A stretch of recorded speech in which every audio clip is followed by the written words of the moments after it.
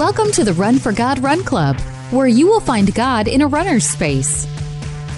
Welcome to the Run for God Run Club. This is your one stop each week to be motivated and inspired to get off the couch and onto the running trail where you can, in turn, inspire others to do the same. Let's learn, laugh, and leap into running together, giving God the glory for what we are able to do in His name. Amen. I am your running host, Dean Thompson. As usual, I have Run for God founder Mitchell Hollis with me.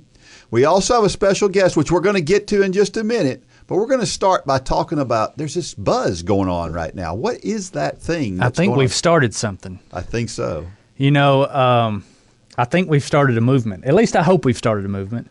We launched the promotion for the Couch to Marathon Challenge. Has this ever on been Monday. Done? Has this ever been done anywhere before? I don't know. We've had a lot of your crazies because they think we're trying to do this in 12 weeks, but we're not.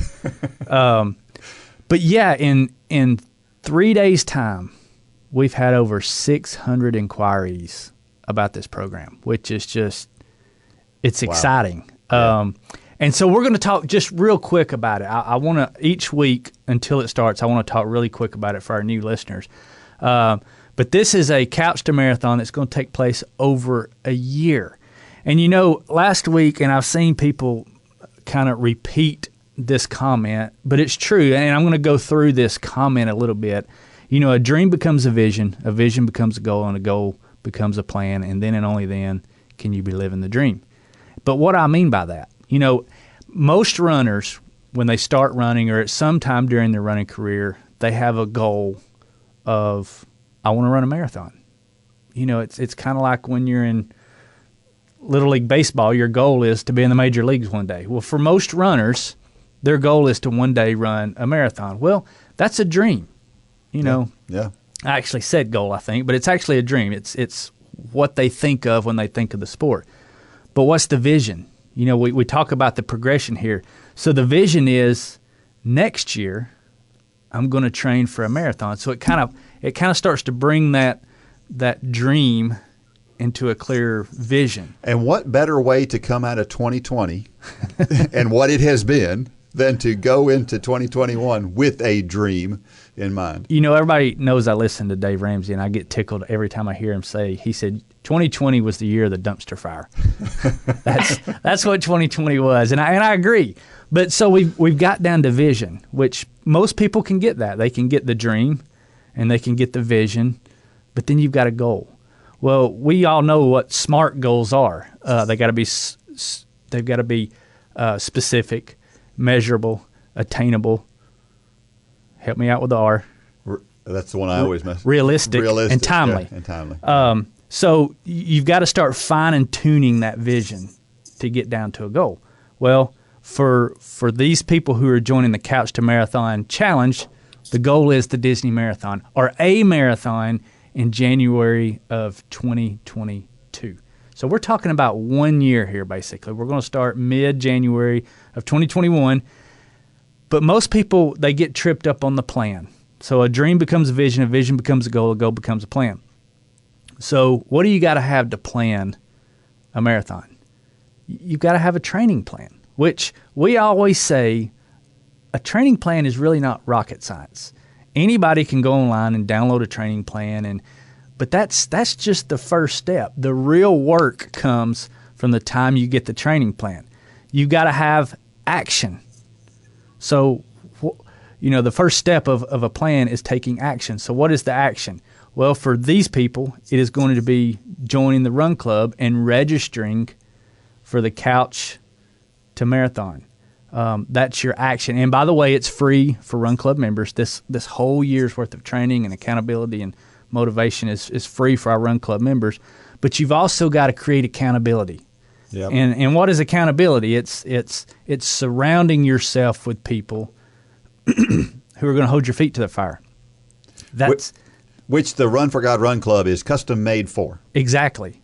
Not only, but it doesn't need to just be our group of people. You need to surround yourself with a group of people intimately in your life who you see every day and talk to every day, who's going to ask you. They don't have to be runners, but you need people asking you, how's that marathon plan going? Yep. Because if you know that somebody's going to be asking you that, guess what you're going to do on those days when you really don't feel like running? You don't want to have to say, oh, I've missed a week, or I've missed missed 2 weeks. Motivation, and this is different from accountability. Surround yourself with people who give you a reason why you can instead of can't. We all have those naysayers in our life, and we can't get rid of them. We're just going to have some of those people in our life, but you need to surround yourself more with people who give you reasons why you can. They're encouraging you all the time, and they're motivating you. And I actually picked this term up last night. I help out with the youth at our church, and our youth pastor was doing a whole sermon series on this, and I love this. I got so excited when I heard it, and you're going to love this comment too. He said, stop trying and start training. We always say, I've never seen Star Wars in my life, but I know what Yoda said. He said there is only do or do not, there is no try, or something like that. That's like I right. said, I've never seen it. But trying is a sentiment, and training is an action. That's right. And people have to learn that concept that you can fail in training, and you can get back up, and you can go at it again. But trying is just a sentiment. And I really loved his sermon series last night on that. But Run Club helps you with all 4 actions of living a dream. We go from a dream to a vision to a goal to a plan to success. And so this is going to start mid-January. Like I said, it's going to be free for all Run Club members. But you got to get signed up for Run Club. So if you want to find out more about this Couch to Marathon Challenge, we've made an easy link. It's runforgod.com/marathon, and find out everything you want to know. I know I'm doing it. Our whole team is doing it. We've got a lot of people already signed up who's saying they're doing it. There's a lot of buzz going on online about it right now, and I'm really excited about it. What about you? I'm pretty fired up about it. I can't wait to see the success stories, because they're coming, and you don't know what form they're going to take yet, but they're going to be pretty spectacular. Well, let's talk about the people out there right now for just a second who have reasons. Let's take a quick look at our team. Okay, Yeah. So we have you, who is the veteran marathoner. I would say more elite level marathoner. You're fast. You've won marathons before. So we've got you. We've got me, who I tend to be a pain junkie. I haven't ran in quite a while now. I've been doing a lot of walking. I've committed the past year or so to coaching my son. That season of my life is over. He's moving on to bigger and better things. So I find myself having been removed from running, and I want to get back in, and I'm signing up for a marathon as my goal. So I represent a lot of different people. We have my wife, who, running is not her favorite thing, but she understands the benefits of it. And she's been doing a lot of walking lately. She's coming into it. So she represents a lot of people. And we have Gay Coker, who is older in age. I won't say her age because I don't want to get thumped when I get back to the office. But she's older in age. And there's a lot of people that would probably think Gay can't do that. And she represents a lot of people. And I think between the 4 of us, we represent pretty much every segment of the population. And we're all doing it. Yeah. And we're all doing it together. So that's the beauty of Run for God, is we can bring every segment of the church together. I always say that so many of our churches nowadays are segregating based on people, and rightfully so. You have young adults, you have married, non-married, you have singles, you have widow ministries, you have all these different ministries. And very rarely do we bring people together anymore. Even in the sanctuary, we have modern services and traditional services. But Run for God is really cool that you can have, maybe not in the marathon challenge, but you have young adults, older people, single, married. You have all these different demographics can come together, and that's represented on our staff. So we're really excited to get it going, and we hope that everybody listening will join us as well. If you don't know, again, that's Run for God Run Club / Marathon to get all the information that you need. All right. We are so excited today. This is our first time that we have tried to do this whole Skyping somebody in thing on this podcast. After 35 podcasts or something like that, I think we're on number 34, but we had a couple of extras in there. And so we've had a bunch. And I'm really, really excited this week because we're going to talk about nutrition. We get a lot of questions about nutrition, a lot of people that want to know more. One of our most popular podcasts was somebody who came in to talk about nutrition. And so I'm really excited. And this was just by fate, I'm sure, just coincidence that I happened to see a Facebook post that I met this lady. And I thought, this sounds great. I need to see if she is willing to talk to us. And she's not only willing to talk to us, she's excited about it. Hello, Eden Morris. Hi, how are you? Great. It's good to see you. She's from Jackson, Wyoming. Now tell me the difference between Jackson and Jackson Hole.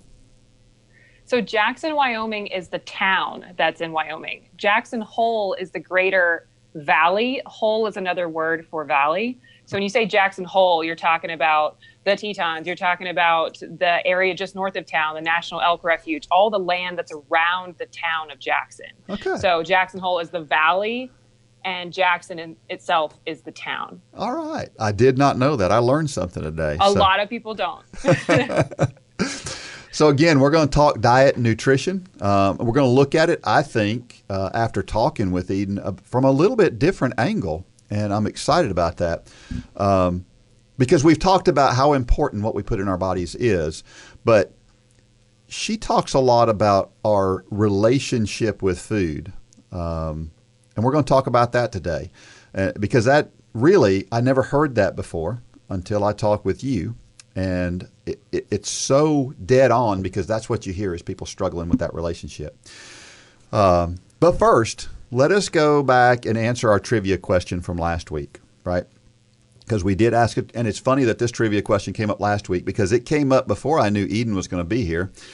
And this question kind of is a little bit about our health and what we eat. So the question was, what is the leading cause of death in North America, and why is running helpful to lessen the possibility that we will all go that way one day? And the answer to the question was heart disease. Heart disease is the leading cause of death in North America. And we can decrease that chance of us dying from heart disease by doing a number of things. One of them obviously is diet. Another one is exercise. And so we're talking about both of those today. Some reasons. Running lowers your blood pressure and cholesterol levels. It lowers your bad cholesterol and actually increases the good cholesterol. Running helps you maintain a healthy weight. That's something that you'll always notice a link between obesity and heart disease. It's well documented. And of course, Run for God is full of weight loss stories. Running strengthens your heart muscle. So your heart is a muscle just like your legs are, and you want those muscles to be stronger, and it strengthens that.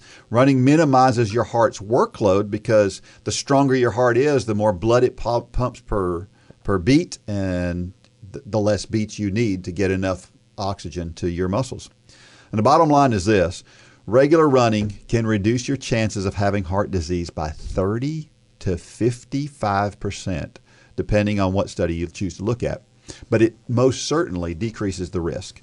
And what's better than decreasing the number one killer out there? And maybe more importantly, you'll just feel better all the time. So Eden, tell me, I know you're not a runner, but you do some endurance sports with cycling, and you do a lot of hiking, which to me and a lot of our listeners are also walkers, and which goes well with hiking. Hiking's just a little more, I guess a more strenuous form of walking. A little more adventurous. Yeah, more adventurous. Just longer and more uphill. Yeah. So what's your take on running and kind of how to pair running with a good diet and that kind of thing? So back to what you said about endurance sports. I mean, there is research to show that it does support cardiovascular health. You just gave out a bunch of good statistics on that. One of the reasons I'm not a runner is because I do have a lot of joint injuries from my previous athletic background. And so it hurts. It's painful. So I had to find which activity wouldn't be painful, or I could still support cardiovascular health, which is why I'm more into hiking or long walks. Like, because you do like ski hiking in the winter, we call it skinning or touring. It's the same thing. It's like hiking and it's long. But I'm very curious to see if any research comes out regarding the long-term effects of endurance activities on longevity. And my gut feeling is that we just have to be careful with how much continued physical stress we put on our bodies. And endurance athletes like really need to pay attention to what their bodies are telling them. So if they feel good when they're running, great. But if there's significant swelling in their joints, specifically their hips, knees, or ankles, like they need to be aware of that and maybe taper down and be more, intentional with their runs and do them in a way where it still supports joint health. And I mean, questions I ask as a runner, are you experiencing extreme fatigue? Are stress fractures an issue? How long are they lasting? Because prolonged stress fractures could be an indicator of chronic inflammation, decreased bone mineral density, and low energy availability. And we'll talk about that later. But pairing a training routine with a sufficient nutrition plan that promotes recovery is paramount to performance and overall health. And so eating enough of the right things before, during, and after an activity, it promotes recovery, it prevents injury, it keeps your hormones balanced, etc. Yeah. And you're absolutely right, because as runners, I've gone to orthopedists before with injuries, and they look at me and they say, well, you're a runner, so I know you're not going to listen to this, but. Yeah. Oh, I've gotten that before. I've been with an orthopedic, and they're like, so yeah, you can't jump rope anymore. Yeah, you can't do that high intensity activity. You're like, yeah, no more of that. And I'm like, all right. Yeah, whatever. So let me tell you a little bit about Eden. I've kind of put the cart before the horse, and we've asked her a question before we even introduce her. And so what I'd like to do is I'd like to kind of read what is on her website, which is tetonperformancenutrition.com if you want to know more. But this is what it says. It says, I started playing softball competitively at a young age, but it wasn't until I started competing at the collegiate level that I realized the importance of nutrition in performance and overall health. The impact of eating certain foods and the timing of those foods before, during, and after my activity can truly make a tremendous difference in performance for any athlete, amateur, elite, or professional. After graduating with a Bachelor's of Art degree in psychology from Texas A&M University, I pursued a Master of Science degree in nutrition and dietetics. Yeah, I said that right. And completing my dietetic internship at Georgia State University. I spent the next few years working as a clinical dietitian in hospitals in Georgia and Texas. I moved to Jackson, Wyoming in 2018, and I rediscovered my love for the outdoors by hiking, climbing, and skiing in the Tetons. I founded my private practice in June 2020 in the middle of a pandemic to provide nutrition counseling to active individuals who share a love for the outdoors no matter the season. I help clients reach their health goals with evidence-based and practical knowledge, and I'm always reading and learning about the latest nutrition science in order to best serve my clients. If I'm not working as a dietitian, I'm most likely hiking trails around town or in Grand Teton National Park, climbing at local crags, mountain biking, or skiing in Jackson Hole.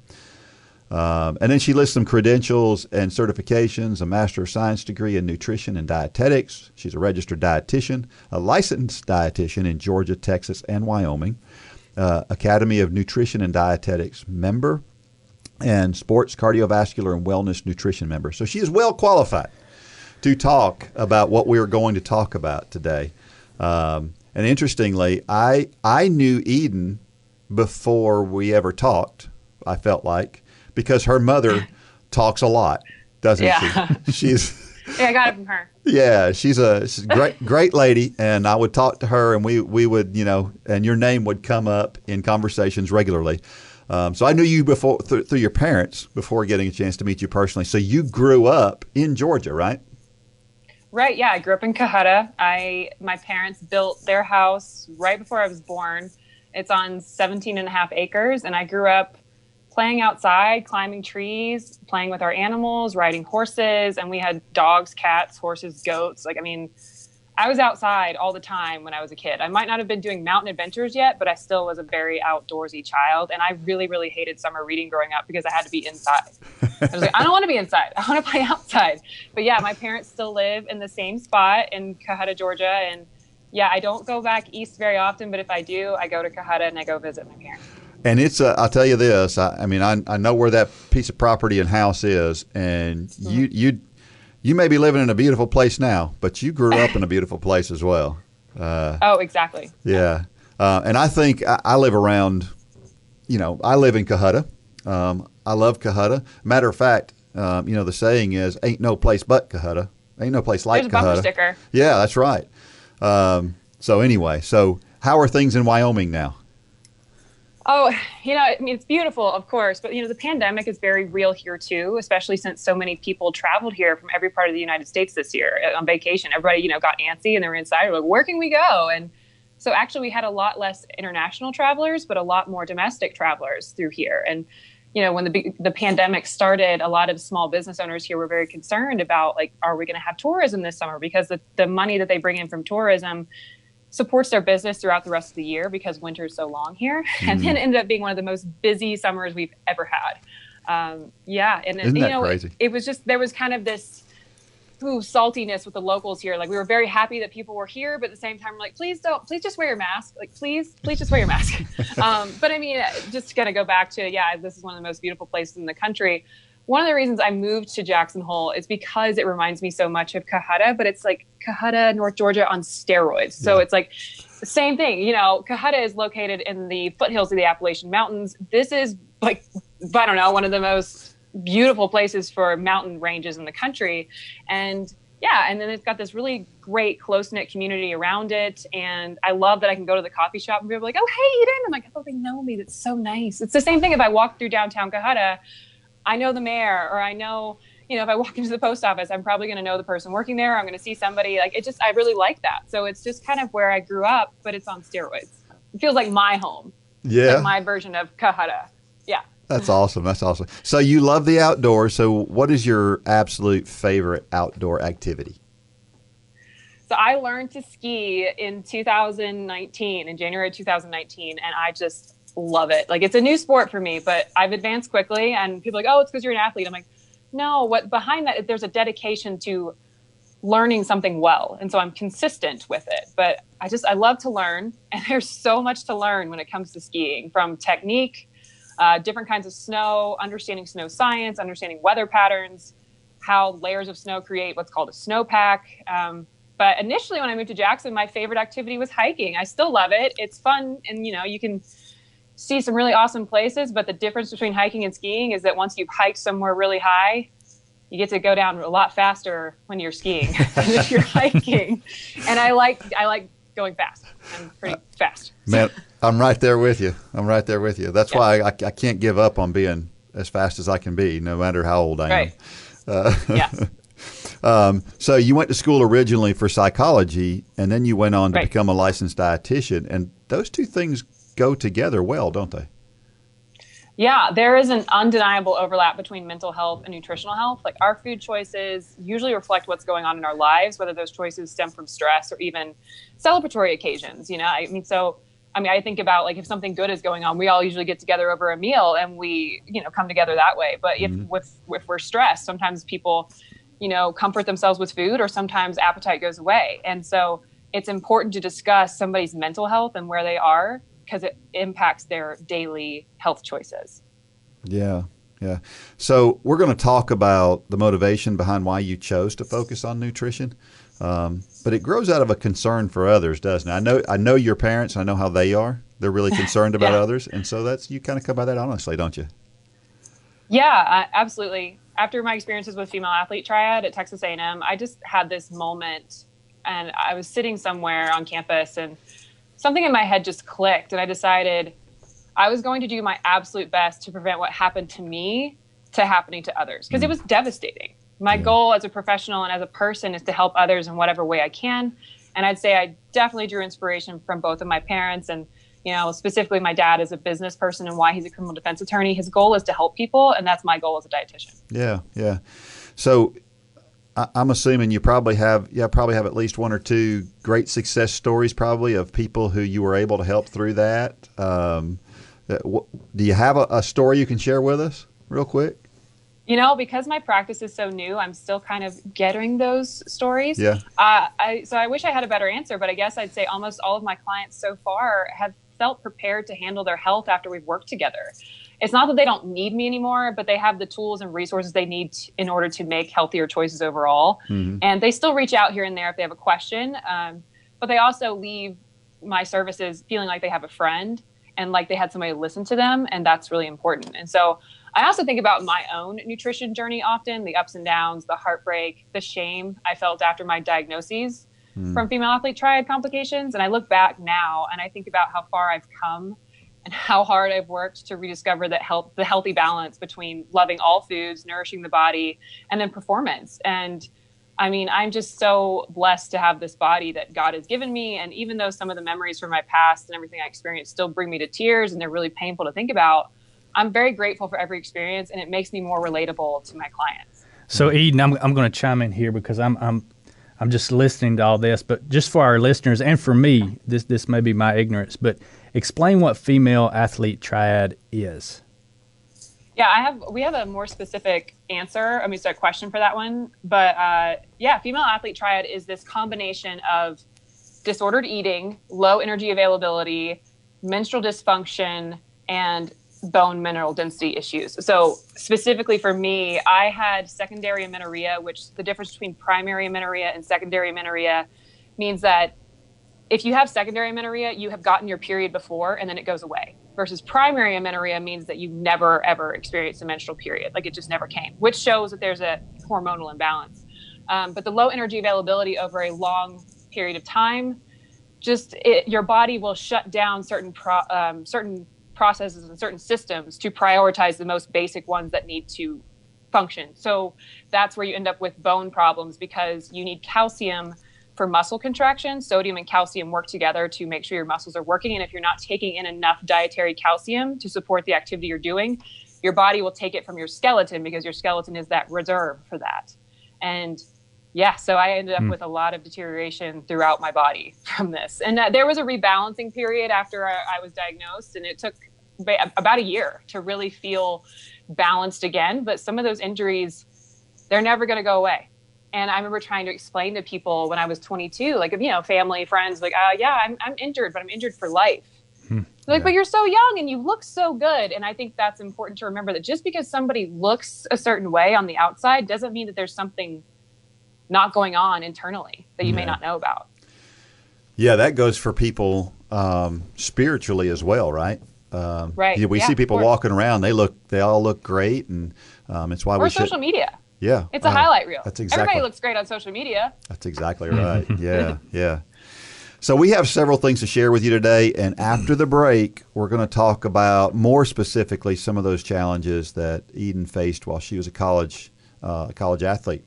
And kind of what led her to the point where she's at now, as you've heard. But first, check out J Radio. You get up early before the kids for your morning workout.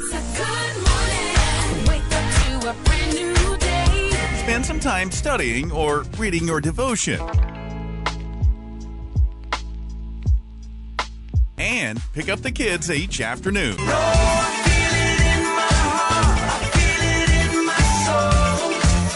Whatever the moment, J Radio has you covered. Get your account at jradio.com and download the app in your app store. J Radio, music for every moment.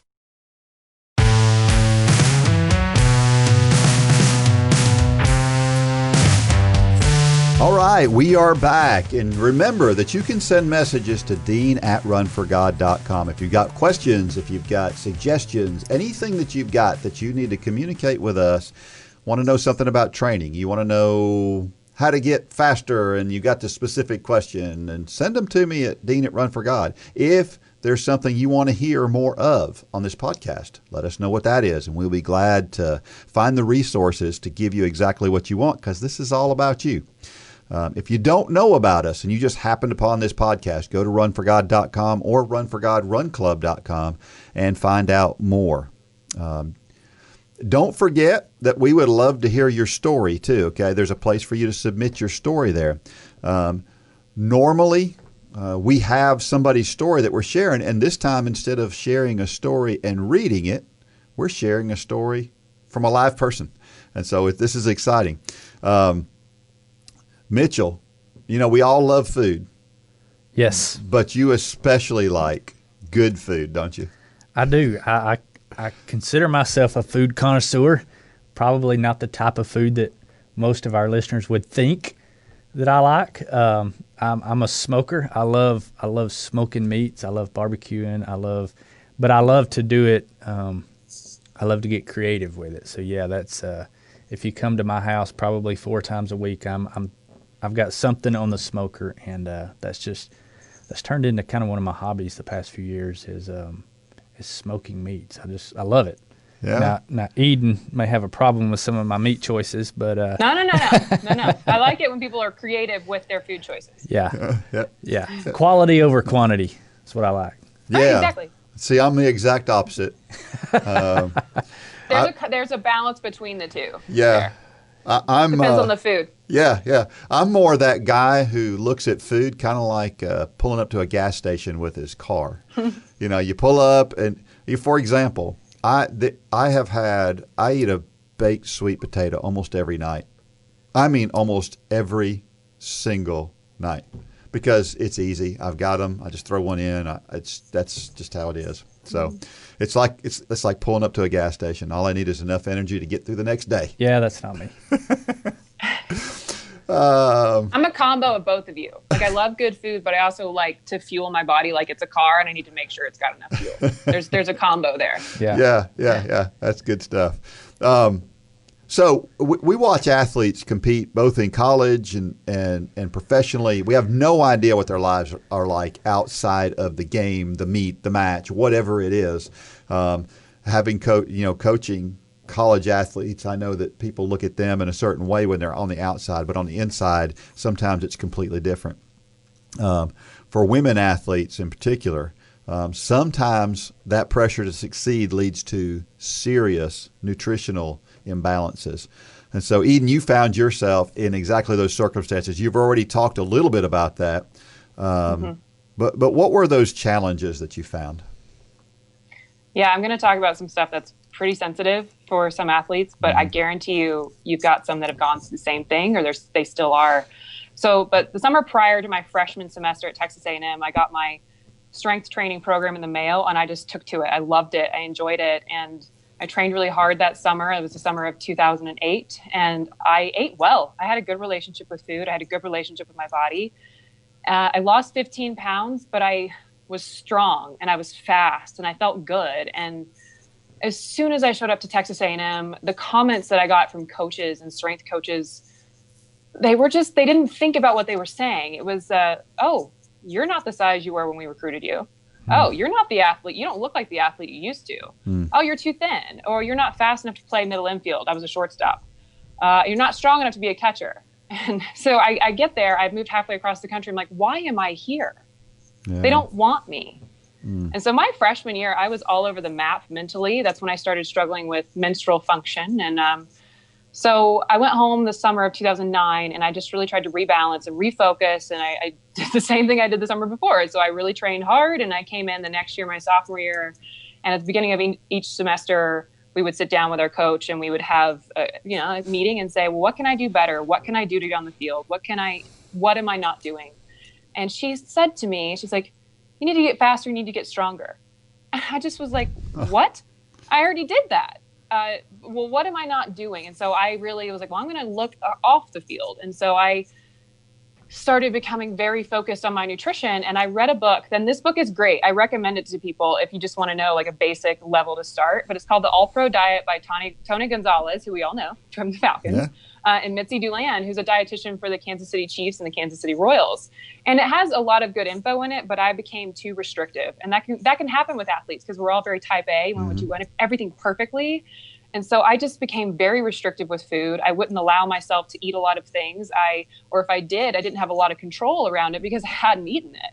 I started doing extra workouts outside of team activities because I just was like, well, I have to get faster. And so I just would run stadiums after strength workouts, or I would jump rope for 30 minutes on a Saturday before a football game, like those kinds of things. And then I wasn't eating enough throughout the day to support the amount of activity I was doing. I was eating, I just couldn't eat enough. And I also had some issues with my teammates. Like some of them would make comments about my leanness but at the same time, so on the field, with my teammates, everybody was making comments about that. But off the field, society was like, well, you look great. You're so thin. And so I was getting these mixed messages about my body. And I was fast and I was strong, but injuries started to just settle in and they just didn't go away. And I had low energy availability for 3 years. So just not eating enough at the right times.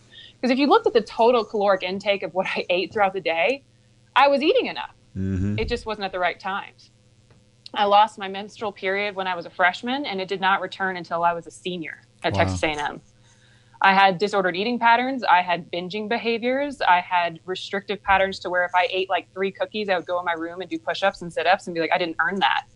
I had serious bone damage. I still have bone damage from decreased bone mineral density. So specifically, I have permanent damage in my back. I have a spot.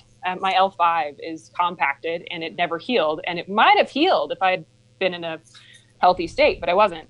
I have deterioration in both of the ball and socket joints of my hips. Like you can look at it and there's bubbles of deterioration from just not eating enough and from calcium being taken out from that specific spot. And I'm a catcher too, so there might be some deterioration from that. Yeah. My shins still have dents in them from being hit by foul balls. Like my left ankle and my left shin are just completely damaged. And I had osteopenia at 22. And so like that entire athletic career, I look at that and I'm like, that did not go well. Yeah. And we don't often put things like the things that you're talking about, the bone density and all of these things, we don't attach to our diet often.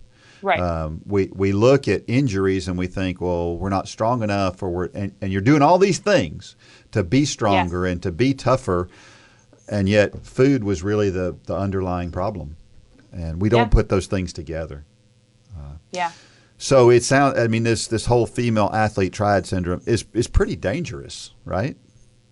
Yes, it's incredibly dangerous, and it is very common. A lot of athletes experience these symptoms and they just don't put them, it doesn't click in their head that it's abnormal because other athletes are experiencing it. Yeah. But the consequences of prolonged energy availability, like low energy availability, can lead to injuries that will never heal, not completely at least. And for example, I'm 31 years old. I still have pain in my left shin from the bone damage that occurred there. My left ankle is permanently calcified from rolling it so many times because in baseball and softball, you only turn one way. Yeah. If you keep rolling that ankle, it keeps getting damaged. And the reason why it's calcified is because I had free-floating calcium in my bloodstream that was deposited where injuries were happening. So there's that ankle, the tendons are actually, they look like a bone if I go get an X-ray. Wow. So the calcium in my blood was being taken from my skeletal reserves to support muscle contraction, other body processes. And this is what happens if an athlete doesn't take in enough energy, specifically macronutrients and micronutrients, to support the amount of physical activity that he or she is doing. Wow. And isn't normally this whole idea of female athlete triad and the specific diagnosis is usually done for endurance athletes, right? I hear about this in runners all the time. Yeah. Traditionally, the female athlete triad and relative energy deficiency in sport, or REDS, which is the female athlete triad, was expanded by the IOC to include male athletes and to include the psychological component that leads to these kinds of issues. But these kinds of issues are thought to occur in athletic sports and endurance sports such as cycling or cross-country running. But research has been performed on gymnasts, figure skaters, divers, runners, and cyclists. But with that being said, low energy availability can happen to any athlete in any sport. It is worth noting that I played a power sport in college, which is one reason that the symptoms that I experienced were missed. It was not traditional for somebody like me to have this. I was not involved in a sport with a high-risk population for female athlete triad. Yeah. And I don't think a lot of our listeners don't understand the psychological component behind being driven that hard to want to succeed and want to be good at what you do. A lot of people want to be good at whatever they do, but specifically for an athlete and that type A personality and having to be the best you can be. People don't understand that. What can we do if we find ourselves in that? How do we draw back from that?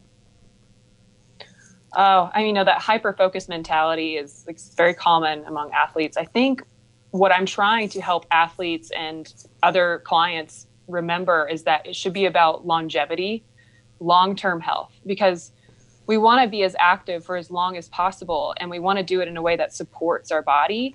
And I mean, that means fueling enough and eating foods that support our joints and support our heart, but also eating for joy and making sure that you're taking care of your mind and your spirit as well. Yeah. There's this overlap between all of them. Yeah. And that's a good point.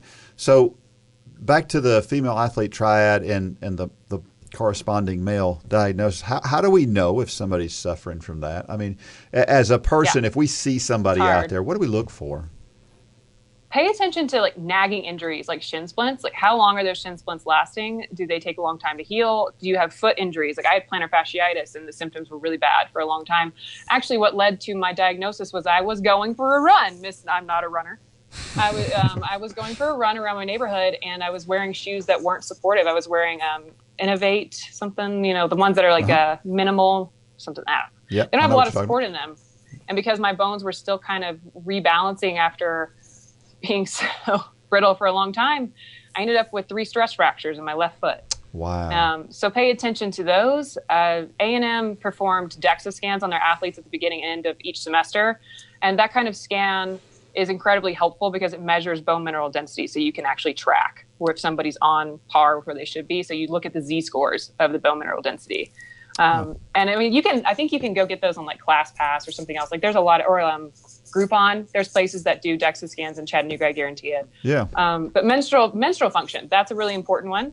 Do your female athletes have regular periods? And if they do, are they on birth control?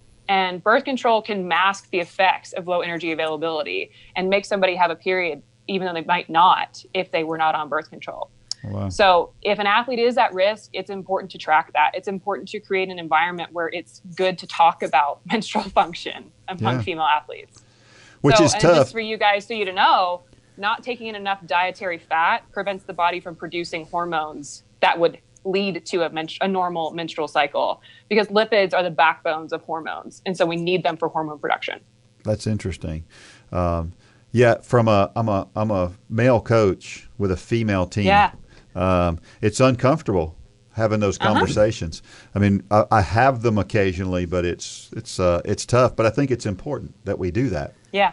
Eden, I agree. I've just got to ask the question here because we have dealt with this before, not necessarily this diagnosis, but it may have been, now that we're learning more. But how often do you see, you talked about your coaches and your peers when you got to college making comments and things, and how often do you hear it from parents? Because I think a lot of times... that's a great question. A lot of times, and we've heard it, we know as coaches that something is going on, but so many times parents will say, well, they're just not working hard enough, and it's really something medically going on. How do you approach that subject, or have you ever had to have those conversations with parents saying, look, this is not just a lack of desire, this is not just them wanting to do good, there's something really going on here, and how do you have those conversations? That's a wonderful question. And again, I hope that parents can recognize that it should be about their athlete's long-term health and not necessarily about being the absolute best, because an athlete will be their best when they feel supported and when they enjoy what they do, as opposed to just feeling all this pressure all the time. But I have a colleague over in Sun Valley, Idaho, which isn't too far from here, which is another big ski town. But he asks me about how to handle parents with this kind of stuff. And I'm like, hey, there's a reason I am not a coach. Parents scare me. Parents are scary. But I just want you guys to know that my mom and I had conversations around this, what was happening to me. And I really want to address the misconception that that happened when my mom was my age. If you don't have a period, it just means you're fit. It just means you're lean. Right. She regrets this now, but when I was telling her that I was struggling with some of these things, she's like, oh, that just means you're really athletic. when I wasn't having a period. And now she's like, oh gosh, Eden, I'm so sorry. And now I realize she realizes that she has a lot of osteoarthritis issues, that she may have been experiencing these things too as a young woman, and she had no idea. Yeah. And she really was not fueling herself well either. But she was equestrian. She was more into riding horses and doing activities like that, but she didn't eat enough, and she knows she didn't. And I love that she and I now have this relationship where we can talk about those struggles. And I hope that parents can find that overlap to where they can remember being in their child's shoes and approaching it that way versus trying to just make their kid the best athlete ever. Mm-hmm. And I really appreciate the way that my parents approached me as an athlete. Yeah, I was super busy. Yeah, I was an elite athlete, but they still let me be a kid, which is really important. And I was very well rounded. I was artistic. I was in choir and all these other interests. And another thing that I really loved about my parents, or at least my dad, because my dad was a little bit better about this than my mom. We would get in the car after a game or a practice, and we wouldn't talk about practice. We wouldn't talk about the game. We wouldn't talk about my performance. It was more, all right, Dad, I got this piece coming up for choir. Do you mind if I practice a little bit in the car? You know, and so I would sing for my dad on the way back from practice in Atlanta, back to Georgia. And that's when I would do my homework. I'd do my homework in the car. And I really appreciate that my parents let me still be an individual versus just their athletic daughter. Yeah, that's a really good point. And yeah, parents can be a nightmare. Parents can also be a blessing. Parents scare me. Like I said, they scare me. We've got on the college team that I coach, we've got some really good parents too. So if you're out there and you're a parent of an athlete, we're not busting on every parent and the here, reason I brought it up is I think a lot of times, just like you know what we went through with Lane several years back. Yeah. I have a son who's a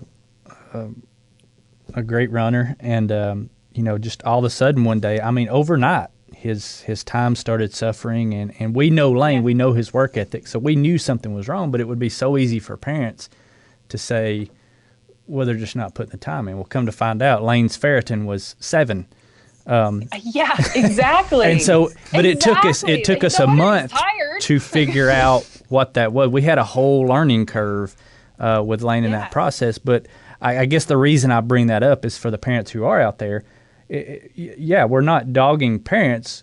We're trying to. The reason I asked the question is to educate potential parents out there that a lot of times it's not a lack of drive, a lack of desire, or just a lack of work ethic. There's a lot of times there's something else going on, especially at these young ages when their bodies are changing so much and so many things are going on that we can't see. Yeah. So that's some great insight. Point, my performance suffered at Texas A&M because I just felt so discouraged with everything that was going on. And I mean, I was homesick. I was still making good grades, but I was so discouraged with my own performance. And then that became this cycle of like, I just can't perform well. And then I was so just hyper-focused on nutrition, and there were all these things going wrong. And then I was injured. And if somebody had literally just sat me down and actually listened to what was going on, this could have all been prevented. Yeah. But no one did. Right. Yeah. Well, and also, I didn't feel comfortable talking about it. I mean, that's important to note, too, that sometimes your athletes, your children, it's hard for them to talk about it because we don't create an environment where we feel welcome to discuss these really personal, deep-rooted struggles. Right. That's true. That's very true.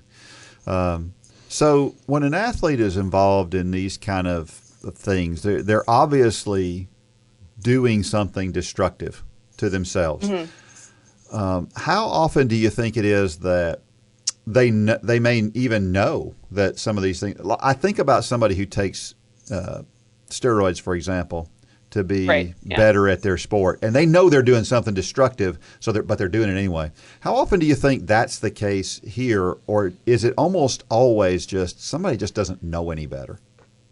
I would say most of the time the athlete doesn't know that he or she is doing something destructive, or they don't know the long-term consequences, at least. They think about that short-term performance gain versus the long-term health problems. Yeah. So, for example, after one of my DEXA scans at Texas A&M, the strength and conditioning coach sat down with me and she highlighted the decreasing trend in my bone mineral density. But I didn't know what that meant. It wasn't explained to me. And I didn't care about bones. Like, as in our society, we're taught as women to care about our bones. We're in our 40s and 50s. That's when, osteopenia and osteoarthritis can set in. And so osteoporosis, I just didn't even pay attention. But the reason why I didn't pay attention is because before she highlighted that trend, she highlighted how much fat I had lost and how much muscle I had gained. And so I held on to those numbers as opposed to the bad number. Yeah. Because that's what I was told. Oh, you got to get stronger, you got to get faster. I'm like, oh, cool. I have less fat and more muscle. I'm definitely faster. And we looked at my times, my 40-yard time and my shuttle times, and they were faster. And I just want to highlight to people how quickly all of this changed. In a matter of a month, I had lost 20 pounds of fat and gained 10 pounds of muscle. Wow. And that is unhealthy. That is too short of a time frame for that to happen. But it wasn't explained to me in a way where I understood the long-term consequences. And I had good intentions for what I was doing. Yeah. I was getting faster. I was getting stronger. But like we talked about earlier, my body was starting to just disintegrate from the inside, and I had no idea. And I wasn't made aware of it until I was a senior. And I didn't even find out because I didn't have any real injuries that kept me from walking until I had those stress fractures. Yeah, that's interesting. Now, most of the people who are listening here are not highly competitive athletes. Most of the people in our audience are people who are recreational runners or recreational walkers or people who are not going to be super highly competitive. Okay. So what kind of destructive habits do you see on the average person? Because you're talking about a high level of activity that you had that led to a lot of your problems, right? Because you were doing those extra things in addition to putting your body through what a normal athlete does. So what do you see the habits of the average person who struggles with their diet? What do you see their problems being? Yeah.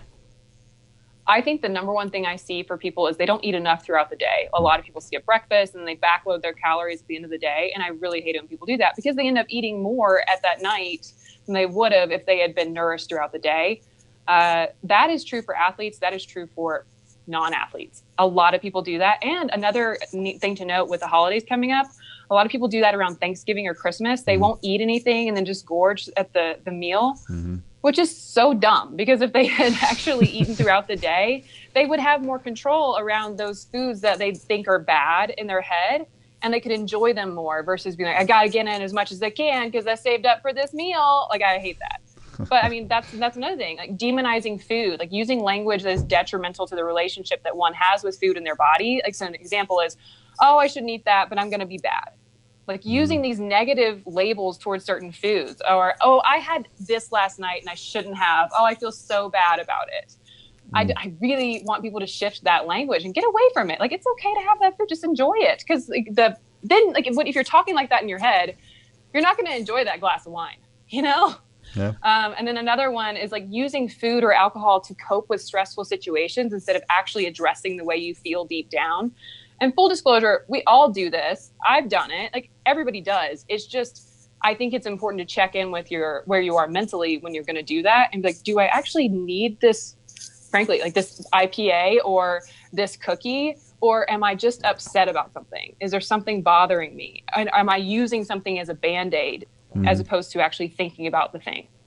So, Eden, what I'm hearing is the theme that I'm hearing that you're not saying is moderation. And, you know, one thing that's actually in our instructor's manual for the 5K challenge, the 5K challenge is typically people who have never run or people who haven't ran in many years. And it's a program that we have that takes people from the couch to the 5K. And what we tell instructors on the first night to say is we look out at the crowd and we say, now is not the time for a crash diet. How big of an issue or how many people do you see that they start this exercise program or they're thinking about starting this exercise program and they think they need to do everything at one time and they'll stop eating and start running, and we know that just leads to all kind of problems. What would you say to somebody who is thinking about, say, this January and starting this 5K to marathon challenge with us? How should they look at their diet on day one? Like I said, we tell people it's not time for a crash diet, but I'm not a dietitian, so I don't try to speak to that. Yeah. But to that person who is out there who is 30 pounds overweight and they're going to start running in January, how do you look at food healthy? You look at it like it's a marathon as well. Like, you have to make choices gradually. You can't do it all overnight because that's not realistic, and then you'll crash and you'll give up. It's the same thing. It's the same approach. You make small changes here and there, which lead to bigger changes, which get you to your goals. But you can't just, I don't know, cut out all of these foods that you think are going to limit your performance. Like you have to do it in a gradual way. Right. And I think that just goes right into everything you're saying. Like a program that you're doing when you're running or strength training or anything, it's this progressive change. It's this progressive buildup. And it should be the same with food. It adapts to your training. It adapts to what you're doing. It's not this all or nothing mentality. Right. Yeah. Well said. So I love the way that you talk about our relationship with food, because, again, I think that gets to the root of a lot of problems. Can you just elaborate just a little bit more on what does that mean, our relationship with food? Yeah, I had this thought, I guess it might be a couple months now, but the relationship that we have with our bodies begins before we're even born. You know, nutritionally, we evolve throughout our lives. Our needs change as we age, and needs change depending on the activities we're doing. So in addition to nutrition throughout the life cycle, we mentally evolve. All of our experiences, I mean, they impact our stress, and in sometimes tragic situations, they impact what we do. I'm sure your readers and listeners that can recall a specific meal they ate around a stressful time in their life. Mm-hmm. Like it's something you recall. Or another good example is if you get food poisoning from someplace, you remember that feeling and you're like classically conditioned to not go to that place. Like not doing that again. It's another thing about food is it's a social thing. Like so many of us have created lasting memories over breakfast, coffee, lunch, dinner, holidays, etc. Food and nutrition bring people together from all walks of life. And I believe this is the case because every single person on this planet has to eat to survive. Mm-hmm. We are all connected on this earth, and we all have nutritional needs that are specific to us as individuals and where we are culturally. Yeah. And if I think about my own personal struggles with my relationship with food, I'll be honest and I'll tell you that I've struggled with disordered eating around my athletic career. I've struggled with body image starting in high school, and I still struggle with it to this day, but I'm in a much healthier place with how I view my body than I ever was. But this is a constant evolving relationship. Right. And recently I experienced a handful of incredibly stressful events within my town where I live. And there was a private family situation as well that impacted my health. But the way that those situations impacted me physically were very difficult. They were hard. I mean, I wasn't sleeping. I had appetite changes. I had mouth sensitivity, mouth sores, scratching of like foods hurt my mouth. I had very quick weight loss. Like all of these physical symptoms, though, are an example of how extreme stress impacts the body. And so that's what I'm saying. Like you cannot ignore that mental overlap with whatever's going on in your life with your relationship with food because they are absolutely linked. Yeah, yeah. So you have all these, you've had these experiences through college and through these negative things that have happened to you from a eating and nutrition standpoint. Combined with your athletic career. But those things, we talk about it all the time where we have stories of people who went through some tough times, and those tough times were for a purpose. And that purpose is to help others who are going through those same things. So that time that you've been through, they help remind you just how important what you do is, don't they? Oh, yeah. I mean, I'm very grateful for all of those ups and downs that I had because it has helped me as a professional. It's helped me as an individual. I used to feel guilty. I used to feel a lot of shame. And then I realized, no, this is so common. Some of the things you're going through and the things that you've felt, you're not alone. Yeah. A lot of people feel that way. Mm-hmm. And it helps me as a professional. And that's been really good that I've seen in the women's running scene is that we're more open to talk about all of these things. Right. Than we ever have been, and that's a good thing. So do you feel like your current circumstances have you where God wants you to be?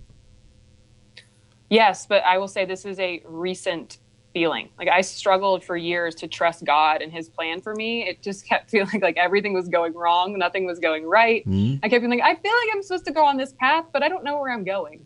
And then somehow this summer, like I said, when I founded my private practice in the middle of a pandemic, everything clicked. Everything came together. And even now, if I get negative feedback about something I've done professionally, 20 more compliments come pouring in and they're positive. And it's just been a really humbling thing to witness as a professional. And it's like, keep going, Eden, keep doing the work, keep shining, keep putting out good light because we absolutely need it in this world right now. Amen. And I can't do it for everyone. I can't do it in the way that some people want me to. But I just have to remember that I can do it just as myself, and my voice resonates with so many people, and I'm so thankful about that. That's awesome. That is awesome to hear. Hey, check out the Big Share app.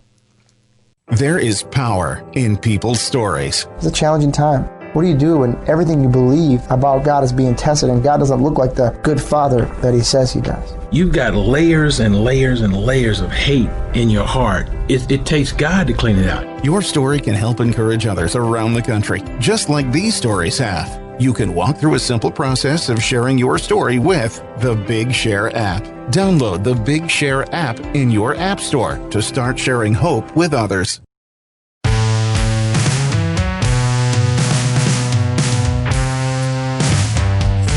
All right, so we are back, and we do not have Dean's thoughts today.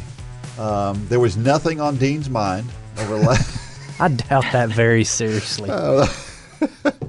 But we do have something that is much better. We have Eden's thoughts, and I am 100% certain that they are way smarter than Dean's thoughts. I concur. So you moved out to Jackson, Wyoming. You started your own business right in the middle of a pandemic, which is the time when everybody starts something new, right? Totally, yeah. We talk about being bold all the time.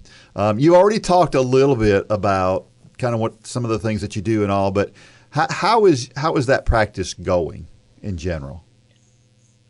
Oh, I know this year has been so challenging for so many of us, but I'm so grateful for a lot of things that have happened this year. If I hadn't been laid off, I wouldn't have this awesome job. That's the best job I've ever had. My boss can be a little tough sometimes, but which I mean me. I moved to Jackson in August of 2018. I'd actually taken a step back from nutrition as my career, and I was just working the basic jobs in town to get by. And I worked at a really cool gift shop here in town called Made. Like, shout out if you're in Jackson, go to Made. They have great stuff. And then I also worked as an office assistant at a local arts center here. And even when they were interviewing me, they were like, all right, do you think you'll ever get back into nutrition? And I was like, I don't know. This is Jackson. Everybody's healthy. And then I realized, no, they're not. They just were also active that we think we can get away with a lot of things. But I was let go in March, and I was worried. I was like, what now? What's the next path? I have no idea.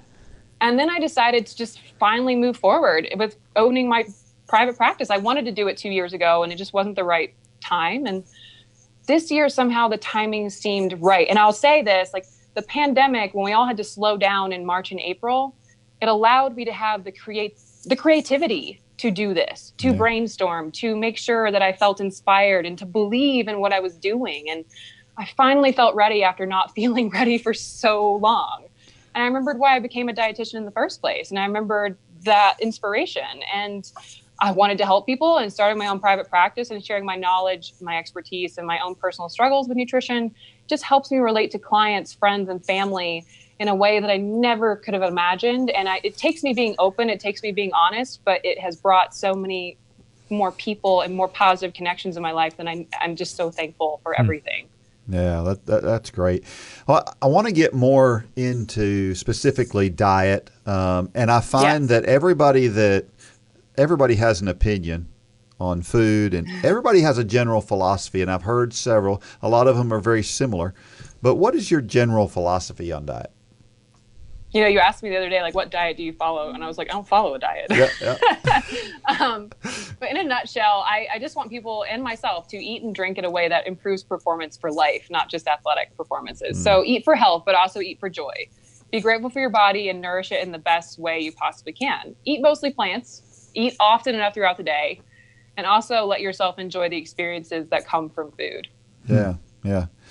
Well, you know, the Bible says, do you not know that your body is a temple of the Holy Spirit who is in you, whom you have received from God? You are not your own. You are bought at a price. Therefore, glorify God with your body. Of course, that comes from 1 Corinthians 6:19 and 20.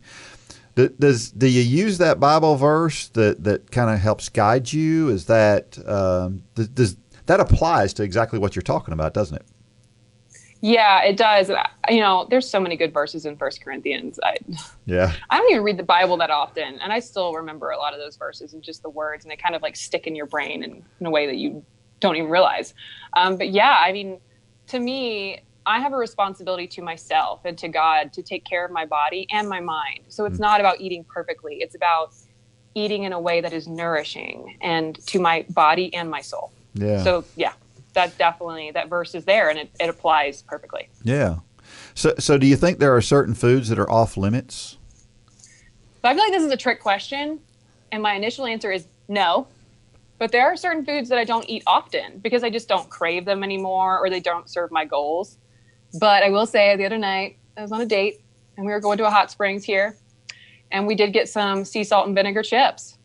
I was like, these are so good. I haven't had these since like second grade. But they're not off limits in my head. It was like, oh, they were nostalgic. I was like, oh, this is so good. I remember like that flavor of chips, like kids hated them because they give you that like pucker in your mouth and kids don't like those flavors. And they're like, oh, you go, more for me. So no, I really don't think there are foods that are off limits. I don't eat a lot of meat, but that's just because of me personally. I think you kind of have to, if you think a food is off limits, why is it off limits to you? And that's individual to everybody. So for Mitchell, it's okay that he eats a lot of meat. Oh, for him, I would say be careful with the cholesterol. So make sure that you are getting regular physicals and regular blood work to know if it's impacting your LDL levels or the bad cholesterol. Yeah. But I mean, I'm sure that he's aware of that. It's just, I mean, just so you guys know, it's not a food that's off limits for me, but I can't really eat ground beef because at one point I went vegetarian for a little while, and reintroducing meat back into my diet, that's the one thing that my stomach just goes, nope. And that happened. It's like the enzymes that were there got downregulated and they've never been able to be upregulated. And so I really don't eat a lot of that. And also, I said I don't eat a lot of meat. I live in an area where there's a lot of hunting. And so I do eat wild game. And I really appreciate that somebody went out and they killed that elk and they brought it back. And they really put in a lot of work to make sure it tastes real good. Yeah. So I really like that. And I actually have an intern, and she's doing a blog post for me on wild game versus conventionally raised meat. And I'm really excited to see what she comes up with. So I'll keep you posted. Yeah, I'd like to see that. Interesting. Yeah. So as a coach, I see a lot of vastly different diets from one person to another. And of course, with those vast diets come vast different struggles. And diets are personal and individual. So how do we know what's best for us? How does a person know what's best for them? Well, kind of like I was just telling you guys about like what that struggle with reintroducing that food, it's trial and error, and it changes depending on what's happening in your life.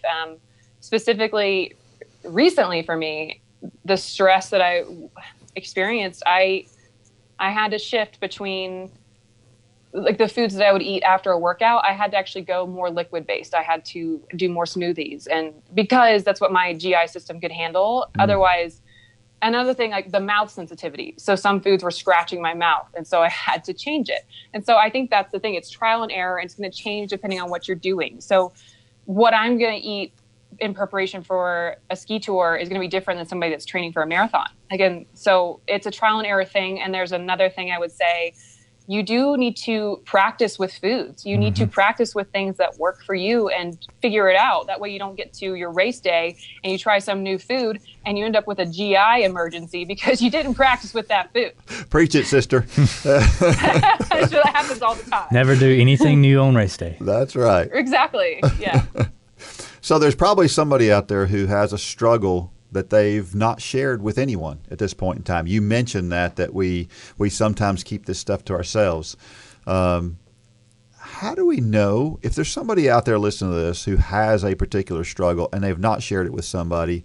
How do they know how to address that particular problem?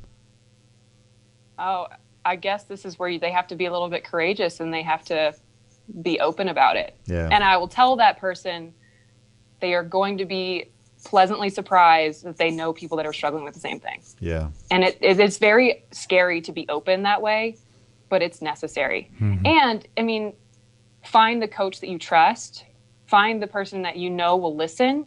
And then that's on us as coaches and professionals to be those people, to learn how to listen, to have the courage to not try and fix something, but to actually hear it. And sometimes you have to recognize that you may not be the right professional for that you know somebody else that will be better. But if you are struggling with something, I would encourage you to speak out about it, especially if anything we've talked about in the previous questions sounds like something you're experiencing. Yeah. You're not alone. Find the right person to talk to. Yeah, yeah. So I know you're not a runner, Nope. But you do some endurance events. So nutritionally, how do we prepare for endurance events? So specifically, I mean, I like we were talking about earlier, I practice how I don't do competitions, but I make sure that I am well fueled always. So if I'm going to go for a mountain bike ride, I eat breakfast. I eat like muesli with berries and, almond milk. And then I take snacks the entire day. So I take like simple carbohydrates like pretzels or dried fruit. And some people like products more like goos. I just don't, because the GI, it doesn't work for me. You have to find what's going to work for you. And then you have to train to where you know what to eat after, specifically carbohydrates and certain amount of protein to promote recovery and glycogen restoration. And and there's this basic level of fueling that has to happen before an event. And if you're going to go do a big adventure there was somebody nailing downstairs. I was like, what is that? There's businesses below my apartment. I got distracted. If you're going to go do a big event the next day, make sure that you have an adequate meal the night before. Make sure that there's complex carbohydrates in there to a point that you know that you can handle them and you like them. But there's a building period. There's a progression to get to those certain kinds of foods to make sure that you're well fueled before an endurance event. Does that make sense? Yeah, it does. And we talk about that all the time, how we talk about it from a hydration standpoint, that you can drink all the water you want to on race day, but if you didn't start off at the right level, exactly, it's a problem. Yep. Same. So what do you think is the number one thing that a runner is deficient in nutritionally? If I had to guess, it's probably overall nutrient intake. I bet you they're not eating enough throughout the day, specifically carbohydrates before and after a run. Yeah. Oh no. Yeah. Can you guys hear that guy? Well, I can now. I didn't hear it before, but that's okay. That's all right. It's all right. We'll keep going. Maybe they'll stop. So we had somebody in here not too long ago on this podcast who is a plant-based whole food. 100% no dairy, no breads, basically. Really, really, really super strict kind of thing. What do you think about a fully plant-based diet?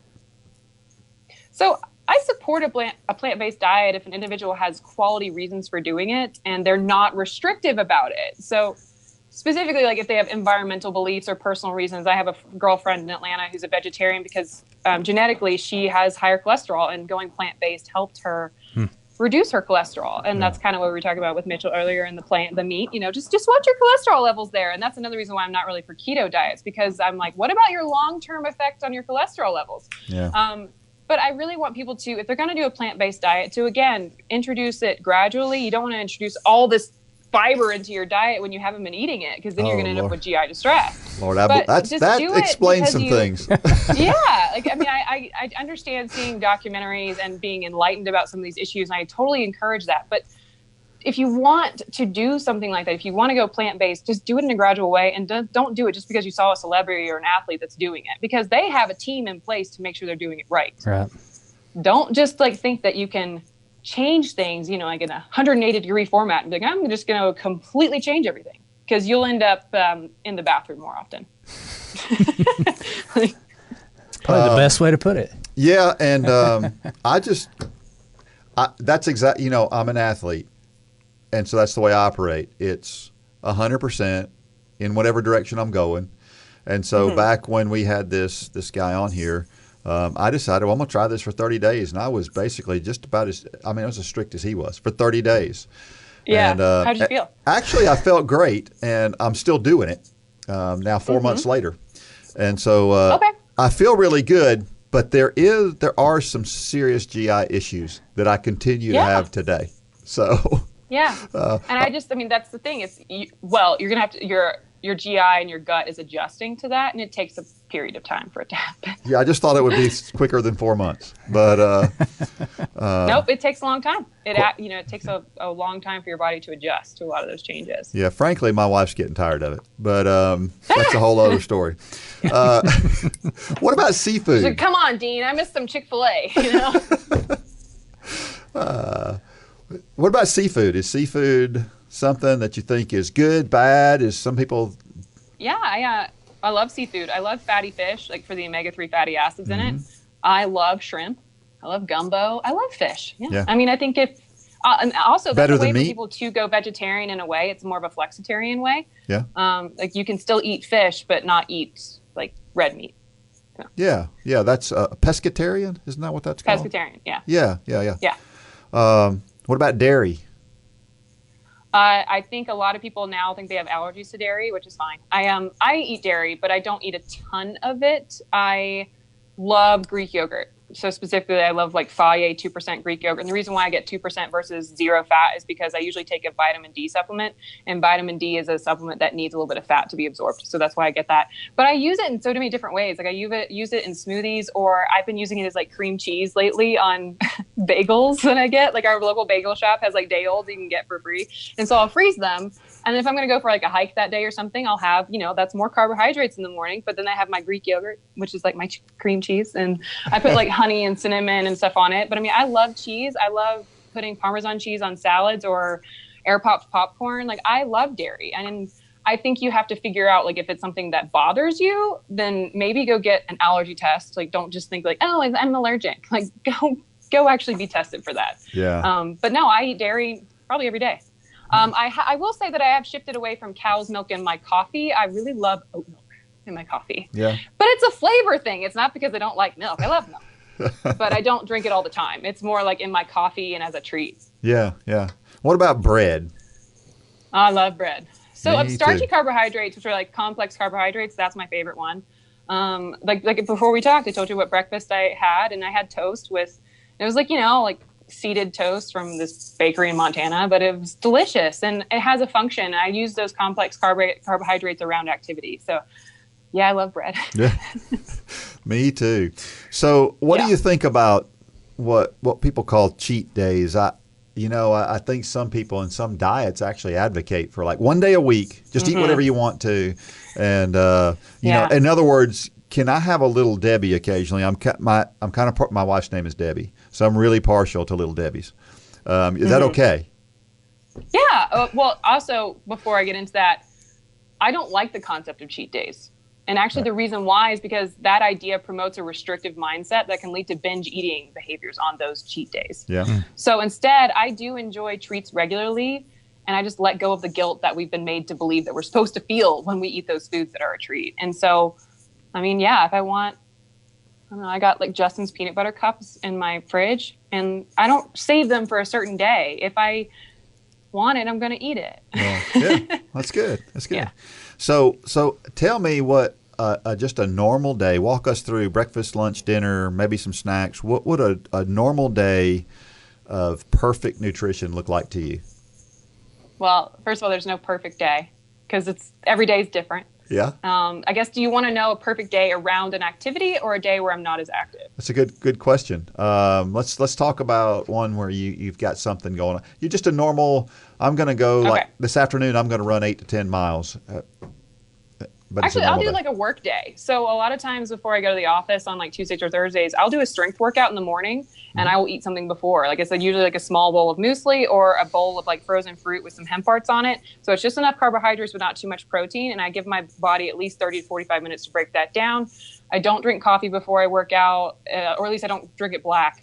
And the reason why is because it impacts my stomach and it hurts. Like my stomach lining is not set up to where it handles that well. Yeah. And then as soon as I'm done working out, I come upstairs and I make sure to eat a complex breakfast with good carbohydrates in it, usually some toast. Avocado might be like avocado toast might be an option. And then I'll throw in some eggs, like scrambled eggs with spinach and kale in them for vitamin K and calcium.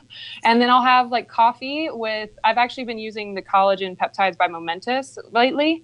And not everybody needs to do that. We'll talk about supplements, but so I eat like a dense meal after. But when I go to the office, I have been loving just kind of making like a trash can salad. So I'll do like spinach and kale mix with like celery and garbanzo beans and red cabbage. And I'll throw like a salmon packet or a tuna packet on it, packed in olive oil, some salt and pepper, and like whatever veggies I feel like. And that's dense, but it's a lot of plants, and it's it's fish, and so it's got some omega-3 fatty acids in there for anti-inflammatory properties within the body. I will eat a snack mid-afternoon, and then usually it's like a piece of fruit and maybe a bar, so like an apple and an RX bar. Yeah. And then like dinner, I don't know, I'm really bad about dinner, but I love to do like stir fries. Like I love to do a stir fry, just like random stuff that's in my fridge or my freezer, and just throw it all together, and kind of just play with the flavors. But that's where I'm still learning. I'm still learning, like, how can I be creative with dinner? And recently I started cooking tofu more often, and that is really not the easiest thing to cook, but it's really been fun for me to learn on my own. Yeah. So, but yeah, as you'll notice, that perfect day, what's perfect about it is that there is food throughout the entire day. Yeah. Yeah. That's great. Yeah. That's great. Because we've got a whole different mindset. We'll be back with Eden here in a few minutes. If you have not become a Run for God coach yet, what are you waiting for? If you've ever participated in any sport, you've probably met a great coach. Great coaches inspire us to do more than we ever thought possible. You can be the leader that helps others achieve things they never thought possible. You, yes, you have the ability and the opportunity to be that person. All you need is a heart to help people and the ability to follow a plan. The Run for God 5K Challenge will come ready to help you inspire those around you. The step-by-step guide will direct you how to plan, pray, and train people both physically and spiritually. You can help them become more fit in their health and in their walk with Christ. Share your passion. Go to runforgod.com to find out how to inspire others to accomplish big things.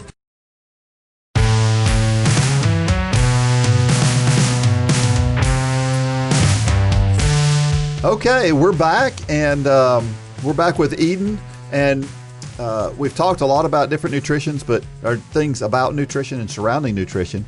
What do you think is the toughest thing about talking about nutrition all day, every day? For me personally, the toughest thing is resisting the restrictive/obsessive mindset that could come from focusing on food too much. So this is why I really emphasize the overlap between our mental health and our nutritional health. Because if I talk about both, then I keep myself from obsessing with food like I have done in my past, as we talked about. Yeah, that's good. So what do you think about supplements? We always get that question at Run for God. What about supplements? I think that supplements have their place, but they are not necessary. But if you're going to take a supplement, I would recommend having your blood levels checked before you start supplementation. For example, you talked about your son and his ferritin levels, or Mitchell talked about and that would be when you do an iron supplement. You know that something is low. You know they're not getting it through their diet, and a supplement could help. One, I will tell you guys what I'm taking. But another thing I want people to think about is that there are different categories of supplements. So dietary supplements are like multivitamins or vitamin D specific nutrients. Nutritional supplements are kind of like complete supplements, like protein powders or meal replacement products. And for example, I work with Momentous, which is a product based out of Jackson Hole. And I love their supplements, and I do not advocate for very, very many supplement companies. So the fact that I like theirs is a big deal. But then there's sports supplements like Gatorade, hydration products, goos. They're specific to a sport or an activity. And so knowing the difference between the different kinds is important for people to keep in mind. Another note I want listeners to remember is that supplements are not regulated by the FDA. So it is up to the supplement company themselves to be honest about what they put in their product. And the reason why this is an issue is if you have food allergies and a supplement is not third-party tested, you could be taking something that will cause an anaphylactic reaction. So it's important to look for third-party testing on those supplements that you take.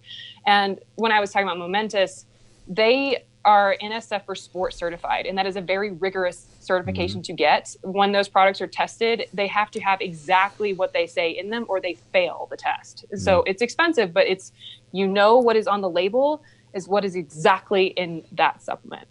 So, there's actually been professional athletes who have gotten into trouble. You can fail doping tests. Yeah, you can fail for drug failing tests. doping tests because they say, well, it's not on the label, but it was in there. Exactly. So you got to be careful. Yeah.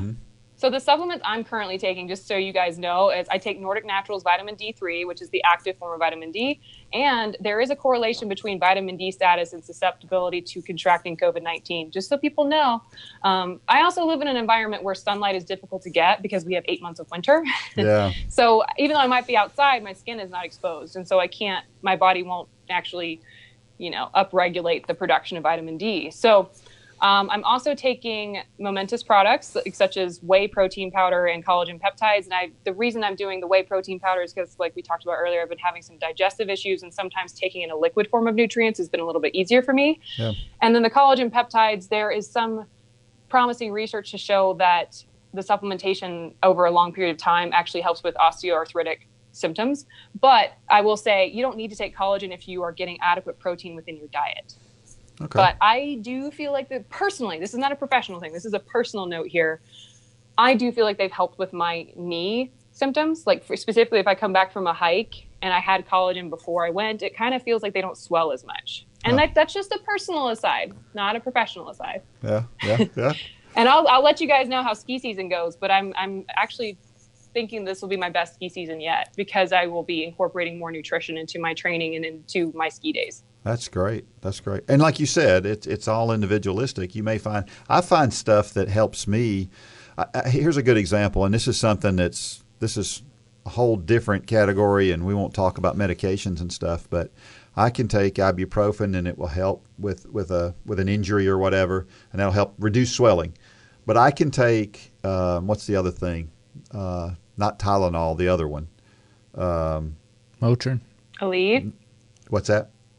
I said Aleve. Aleve. I can take Aleve and I can't tell I've taken anything. I mean, it's like I might as well be drinking water. It won't make any difference for me. And our bodies react to different things different ways. And the collagen thing may be something that's great for you. May work for other people, may not. Well, I mean, I would encourage you to actually look at more anti-inflammatory foods versus ibuprofen. And I have recently. I knew that was coming. I have recently. And I was taking, I probably shouldn't even admit this right here. I was taking a ton of ibuprofen. And I take almost. A lot of people do. Yeah. And I take almost no ibuprofen since I started this plant-based diet. That's amazing. Yeah. No, I'm glad you shared that. Yeah.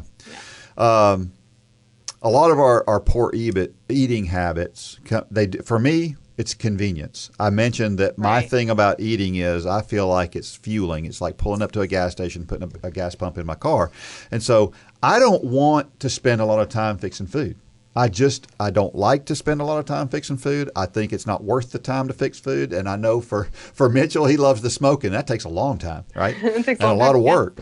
Yeah. But how do we balance, if people have my mindset, how do we balance that busy life with good eating? So I'm going to answer this question with kind of like an aside on a different topic. But I heard this a few years ago discussing finances, and we all say, oh, I can't afford that. And actually, it's not usually that we can't afford something. It's just that we have prioritized our money to go towards something else.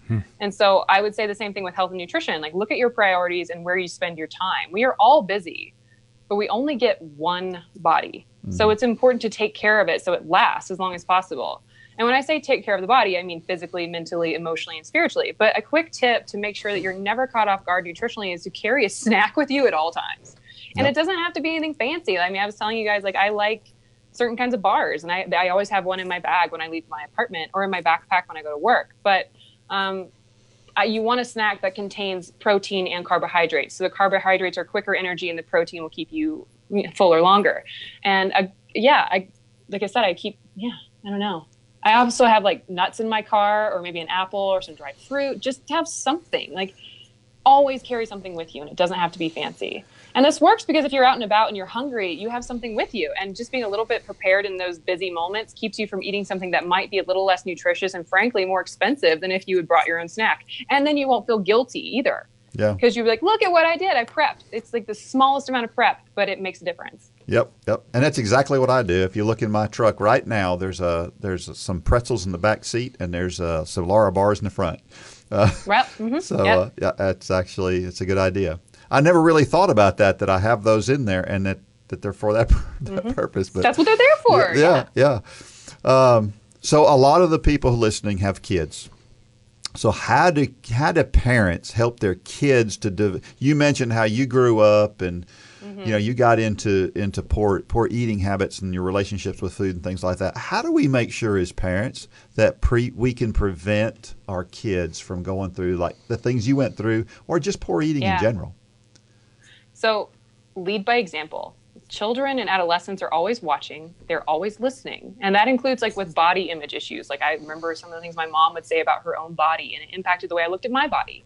But they are looking at your choices, and they are taking notes, whether you think they are or they're not. So another thing to keep in mind when it comes to kids around foods, it takes 8 to 10 times of introducing a new food to a kid for them to actually accept it. So if a kid doesn't like something the first time they try it, keep trying. Also try cooking foods different ways. Like, for example, growing up, I hated steamed broccoli because that's how we always had broccoli in my house. And so I thought I hated broccoli. And then I realized I actually love it. I just like it to be cooked in different ways. So I like roasted broccoli. Oh, it's just delicious. And I learned that, like, when I went to college, I started doing it that way. But it's just such a good idea to include your kids in the kitchen too, and include them in your grocery choices. Like, do you want to try this thing? Do you want to try that? And like, let them help you with meal prep. Like, and it makes it, a little bit more chaotic, a little bit more messy, but like, this is a life skill that kids need to learn. So taking care of themselves includes learning how to cook for themselves. And then that way they won't be absolutely lost in the kitchen when they get to college. That's good. That's good. I hadn't really thought about a couple of the points that you had there. We got menu items everywhere that are gluten free now.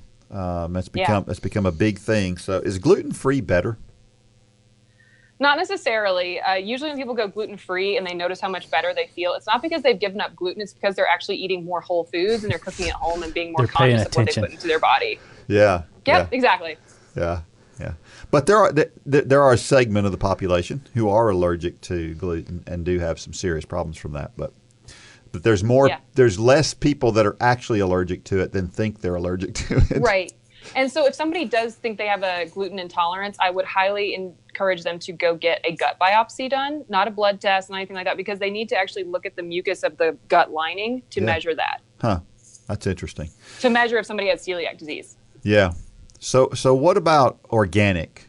This whole idea of organic versus non-organic? I think organic can be a barrier to people eating healthy. They think it's too expensive to eat organic. And so they're like, well, I'm not going to do that. But so I don't actually think that organic is necessarily better either. It just depends on the food and where you live. I do think eating seasonally is important. So I would encourage your listeners to buy what's in season. And the easy way to know this is when you go to the grocery store, take notice of what produce is on sale, because that's actually what's in season and there's more of that product available geographically. So prices vary throughout the year depending on the season and which produce is more readily available during those seasons. And another thing to note is that I also buy frozen vegetables and fruits all the time, and those are more cost effective. And if a fruit or a vegetable is out of season, I'll buy it frozen. And this is because frozen produce is flash frozen at peak ripeness. So it's just as nutritious as fresh produce. But I don't buy organic all the time. And because to me, it can lead to that restrictive mindset. And so I'm like, no, I buy what I want. And so I try to buy local, but I don't necessarily do organic. So what about GMOs? What is your opinion and thoughts on GMOs?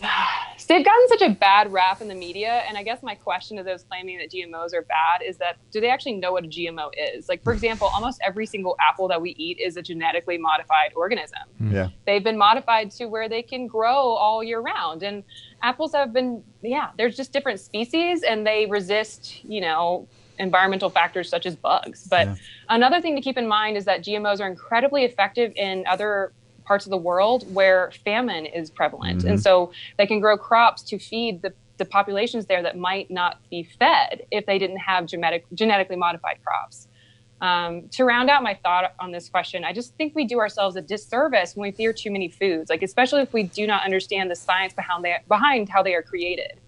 So I remember being in grad school and learning about the human metabolism and just being absolutely fascinated by the chemistry that's all around us. And I want people to stop being afraid of food and instead of realize that our bodies are fascinating and they are so adaptable. That's so interesting. And I read a study about GMOs that showed that the effect on the body of genetically modified foods versus non-genetically modified foods was zero. That there was really no difference between the two, and yet there are still people who are just, they freak out about it. I know. Yeah, so calm down. It's just like this fear mongering among people in nutrition, and it's like, just enjoy the food. Yeah. I mentioned for me anti-inflammatory foods. I'm 55 years old, and I'm probably going to run between 70 and 80 miles this week. My body is rebelling right now, just a few days in, and there's lots of inflammation. I'm trying to get ready for a marathon, so I have to have this period of inflammation to get there, right? So tell me, what are some of those foods and supplements that I can take that will help me with that inflammation? So I already talked about this earlier, but omega-3 fatty acids are a wonderful anti-inflammatory food source. And good examples of those are fatty fish, like we talked about. So like salmon or tuna, walnuts, flax seeds, pumpkin seeds, chia seeds, foods with antioxidants in them. They help fight those free radicals that come from inflammation. So berries, bright colored produce. And a note there is that colorful produce means that there's more micronutrients. Less colorful produce, like if you think of like spinach versus iceberg lettuce, one has more water content, but the other one has more micronutrient content in it. And also like a wide variety of spices and herbs they've been shown to reduce inflammation as well. Supplements, if you don't like fatty fish, I do like Nordic Naturals Omega Complex. I don't take it often because I do try to include the anti-inflammatory foods in my diet first. Yeah. Does that answer your question? Yeah, it does. And that's all good stuff. My problem with spices and herbs is I don't know enough about them to know which ones. Me neither. When I say spices, I mean like cinnamon and I don't know, everything but the bagel seasoning. It's just like season your food. It's not necessarily like I'm going to take a bunch of mushrooms and herbs. I'm like, I still want to, I think there's good research behind it. I just mean like there's good research behind turmeric and cayenne pepper and cinnamon and some of these basic spices. Yeah. I use a lot of garlic. Me too. I love garlic. Yeah. Well, is there anything else that we haven't covered that you think is important that might have come up in our conversation that? I don't think so. Is there anything that you can think of? I don't think so. It's been really well-rounded. I appreciate you sharing your personal journey. And I'm sure that's become something that you've done more often in your attempt to try to help others out there. But sharing it with our audience has been great. So I really appreciate that. And then the more specific dietary stuff is great too. So we've got a trivia question that we do every week. And so we're going to do our trivia question here. We don't typically like to run on treadmills, but there is an interesting background to the treadmill. So here's what I want to know. Here's the question. Where, when, and most importantly, why was the treadmill invented? You've stumped me on this one again. I've got you intrigued, don't I? Yeah. I have an idea. Remember that you have to send, first of all, you have to be a Run Club member, and you have to send your answer to dean@runforgod.com to be eligible for a prize. Do we know what we're giving away this week? We do. We're going to give away another Run Club box. I don't have it here to show the YouTube viewers, but it's the Run Club box that comes with a copy of Devotions. It comes with a coffee mug, and it comes with a Run Club T-shirt. So you'll just send Dean your size of T-shirt, and Miss Gay will get that right out to you. Yeah, please remember to include your size when you are answering. These trivia questions have been great, so check out why the treadmill was invented. I think it'll be fascinating. So we always share every week why running is so awesome, and this is my reason for this week. In honor of having Eden here, who lives up there in a very cold environment. What I love about running is that you can do it in the cold. Mm-hmm. You know, playing baseball in the cold, playing softball in the cold doesn't work very well at all. But you can run. You may not want to, but you can. But you know, most people, and I haven't said this yet, but probably my favorite vacation that I've ever took was to Jackson Hole. And remind me of the trail that runs along the Grand Tetons. It's like a road, but it's actually just a pedestrian bike trail. It's just the park road. That's what they call it, just the inner park loop road. Yeah, and they actually just closed it for winter, and now it's open to bike traffic.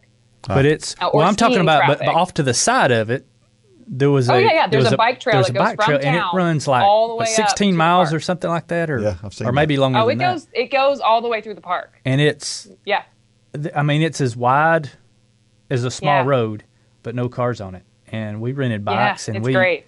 Man, it was just, and you're running at the bay. We were there in the summer, and there was still snow on top of the Tetons, and it was incredible. Am I saying that right? The Tetons? Yep, you're saying it right. Yeah. And you're right. I mean, actually, there's more snow now because actually we're supposed to get a big snowstorm this weekend. And I'm like, yes, ski season. Woo! Yeah. But I want to say that the thing I like most about this interview, and I didn't talk much, I listened because I was learning, but the thing that I like most about Eden's philosophy is it's moderation, and it's it's KISS. It's keep it simple. I Yeah. mean, and I think, exactly. you know, we tell everybody that, you know, we tell our young athletes that, you know, we don't focus too much on nutrition with our young athletes because, you know, they've got a lot going on, but we always say, just understand what you're eating and whatever you're eating is going to do to you. So if I you're, just would make sure that they don't show up to practice with an empty tank. right, That's it. and but if you're going to eat, we don't say don't go to that pizza party, but understand the next day when you feel lousy and you just can't figure out why your run is not at peak performance. Make those connections, because if you make those connections, then long term that's going to create good habits, and I think that's really what you're all about. And that's a great interview. Yeah, great interview. Well, and so for the motivational thought of the week, and I don't know if you noticed this, Eden, but I wanted to share your words because I thought they were very, very good. And so here's the motivational thought of the week. Courage is not the absence of fear. It is moving forward in the presence of fear. Courageous people do what they believe in their hearts they should do, no matter how they feel or what kinds of doubts and fearful thoughts fill their minds. Isn't that great?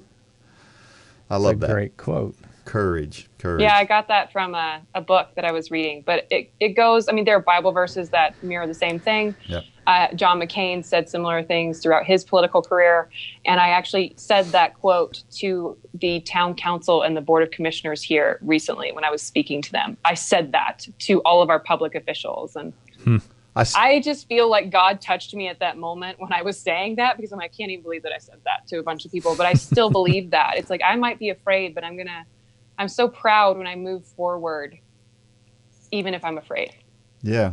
Yeah. Oh, and we all are. Once we take that step and we do it, we all are. It's just a matter of doing it, because sometimes it's hard. Yeah. Yep. So whatever you're afraid of out there, be courageous. Get out there and take a step. The second step is always easier than the first. Mm-hmm. So, Eden Morris, thank you so much for taking your time. This has been longer than we thought it would be, but I appreciate your patience with all the technical stuff and everything else for us getting set up. We appreciate you being our guinea pig for this process and the way that we're doing this as well. But this has been some great information, and you've done a tremendous job.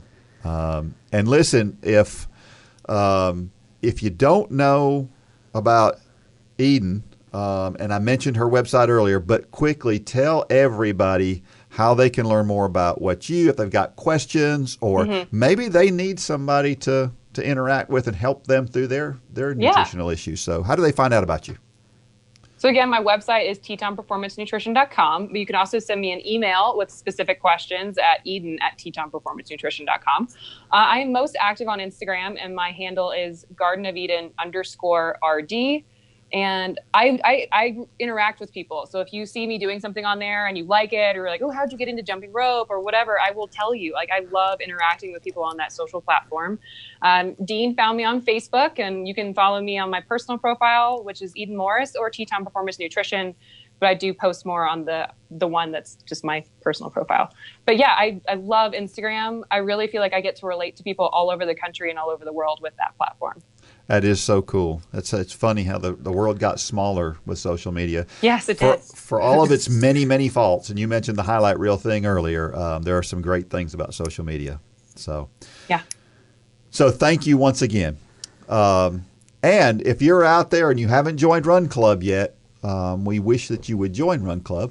We think that it's totally worth it. What does it cost to join Run Club, Mitchell? I think it's about the cost of a piece of bubble gum a day, isn't it? Yeah. 27 cents per day. Yeah, you can't get a better deal anywhere. So join Run Club if you haven't already done that. Connect with other people who have similar interests to yours. We have all the podcasts and the videos, and we try to be informational, and that's why Eden is here, is to try to help you understand a little bit more about a subject that I'm not real good with. So the things we don't know about, we find folks that do know, especially when it touches what we do. So. We have never claimed to know it all, And if we don't know it all, we'll go find somebody that knows a lot more than us. That's right. So we have training plans, our weekly text. We have a Facebook group that's second to none. There's all sorts of things out there. You got access to a coach who's been around far longer than he wants to admit. So again, take advantage of all of that. Now, we hope you've enjoyed this. Go out there and give us those reviews. Let us know you know all of that helps. So thank you so much for who you are and how you support us. Now, may God bless every step of every run. Go out there and shine your light. Good job, Dean.